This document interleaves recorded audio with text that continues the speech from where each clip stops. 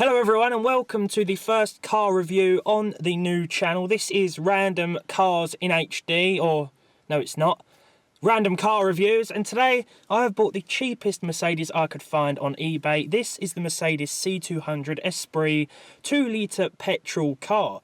Now it's not much to look at, but it drives very nicely and I just had to have it, so let's take a look around and see what you get for your money. You might think that's cheap, but in reality there's so many of these cars online going for next to no money because they just have no resale value and they are prone to a little bit of rust, as I'm about to show you. So let's get into the details of the car and we'll have a little walk around as well as a little bit of a drive. So you'll notice that this one is a bit of a mess, but the previous owner assured me that there's never been any mechanical issues, although cosmetic is a different story. You've probably noticed the rust, right? The W202 model Mercedes were notorious for the brown stuff, which was caused by a combination of a switch to water-based paint, along with generally poor rust-proofing practices. Our poor climate here in the UK plays a big part too. As a result, a lot of late 90s models will have wheel arches that look a little bit like this.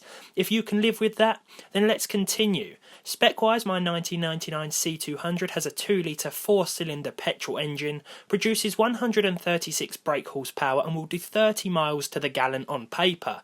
I get about 24. But let's take a look inside. The first thing that will catch your eye is the blue interior. Not my favourite, but it's something that you get used to. We've also got electric windows all round and electric mirrors, and perhaps my favourite button, which does this.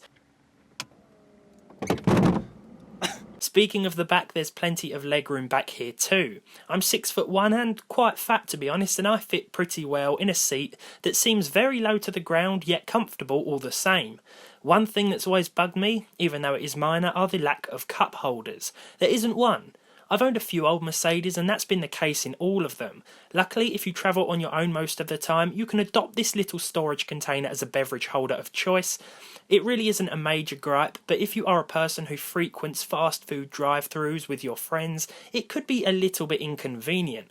Back up the front and the whole carbon fibre effect plastic is a nice touch and surrounds the 5-speed auto gearbox, which features both a standard and winter option, with the latter making the car pull away in second gear for extra stability on snowy days. This is prone to breaking as the small plastic clip under the switch often breaks, but luckily my one still works. I wish I could talk more about the mechanical quirks I've noticed, but to be honest, it seems to run absolutely fine and shot through its last MOT test inspection with no issues.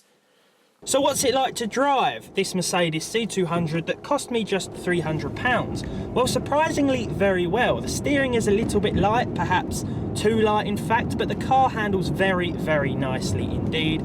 The 5-speed auto gearbox here does a great job of smooth gear changes, and to be honest, the car is very, very comfortable.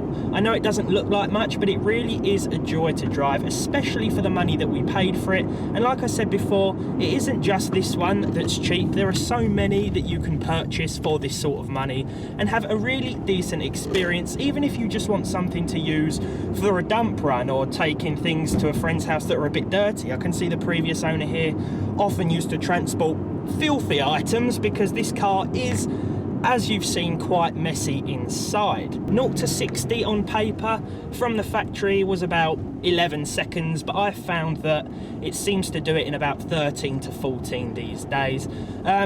Top speed was recorded at about 125 miles per hour from the factory, but now things start to get a little bit shaky at around 90, or so I've heard. Overall, if you want a cheap Mercedes, then you really can't go wrong with one of these. I know they're not much to look at, but they're reliable. You won't get there the quickest, but you will definitely get there. And to me, that's what makes these cars very special. Like I said, jump on eBay, you'll probably find one for a few £100s, and they really are a joy to drive. Thank you for watching.